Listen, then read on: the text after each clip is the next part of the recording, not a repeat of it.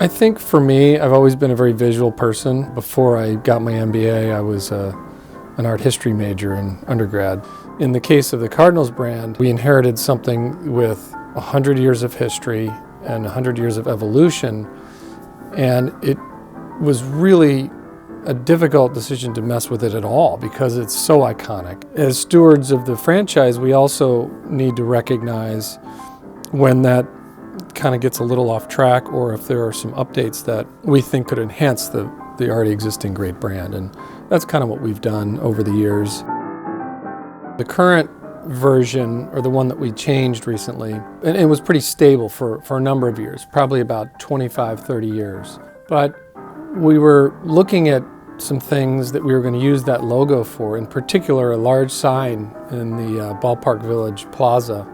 And it occurred to me that there were some odd aspects to the logo and some inconsistencies that were somewhat irregular. And as I did my homework with the graphics folks, I came to realize that some of these inconsistencies were a result of the fact that over time in the old method, before there was digital, logos could just sort of evolve and change based on kind of the old telephone concept of you copy something and give it to somebody and they do something, and then he copies it and gives it to somebody and they do something. And so logos can morph and change.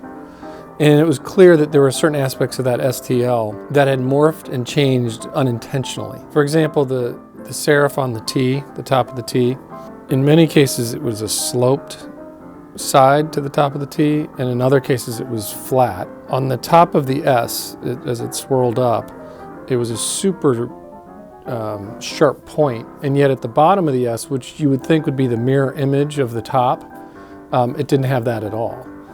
We also had some situations where the L was ending in a funny way, and then there were some thick and thin issues. We've done that large STL down there as a way for people to get that photo op. For us, it's also such a part of not just the Cardinals brand, but the St. Louis brand. I mean, STL stands for St. Louis, so I think it's really not just for baseball fans. It's for people just visiting St. Louis, it's for residents, it's for anybody that kind of wants to essentially say, here I am in the heart of St. Louis and also at Ballpark Village.